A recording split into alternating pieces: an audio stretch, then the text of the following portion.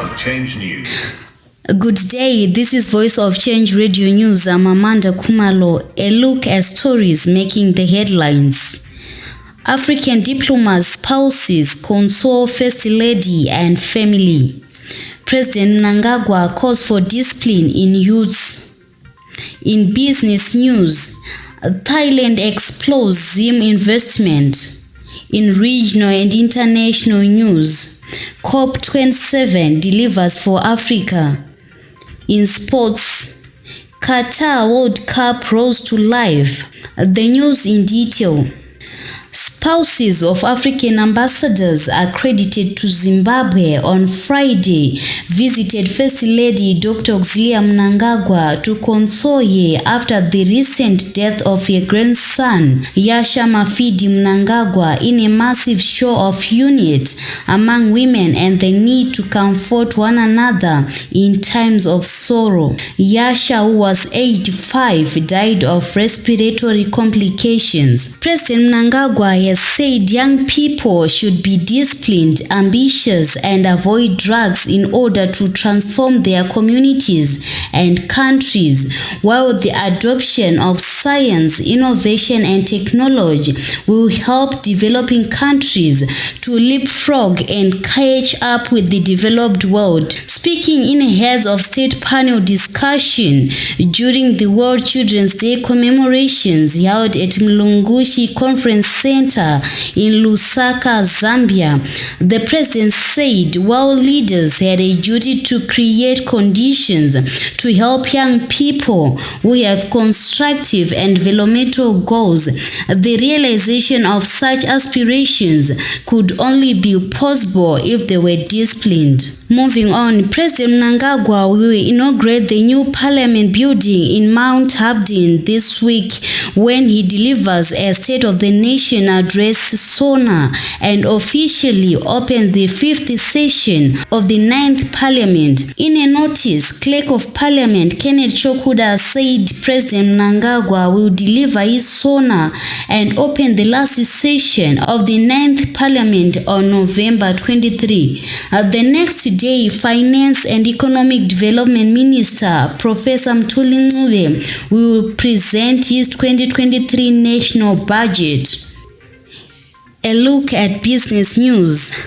Thailand is keen to scout for investment opportunities in Zimbabwe and will soon start working on modalities to achieve the goal. Thailand Deputy Minister of Public Health said after meeting Vice President and Minister of Health and Child Care Dr. Chiwenga on the sidelines of the recently ended international conference on family planning that his country was keen on investment. The Thai interest becomes the latest frontier, responding and keen on bringing investment into the country on the back of President Mnangagwa's investment promotion thrust. Thailand is already listed as an upper middle income economy by the World Bank, having registered rapid economic growth in recent times. Zimbabwe is on a drive to attain the same status by 2030 and thus has a lot to gain from cooperating with Thailand.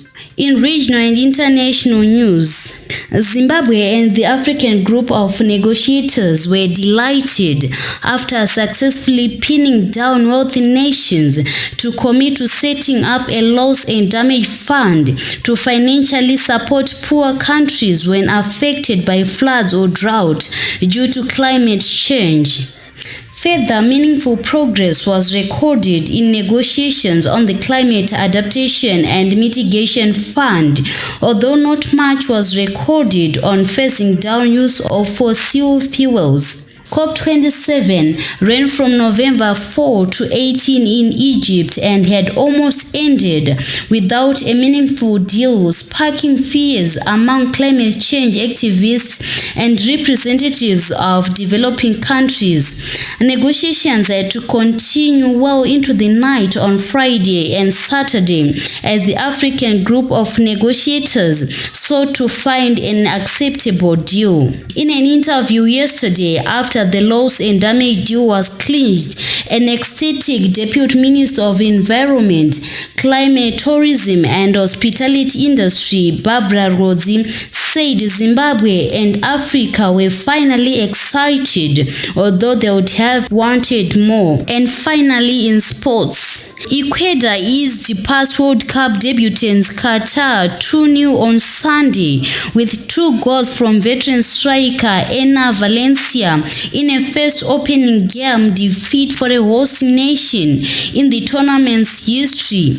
Ecuador's all-time top scorer, nicknamed Superman at home, scored an early penalty and added a well-taken 31st minute header to give the South Americans a commanding first half lead as the Qataris looked overcome by the enormity of the occasion.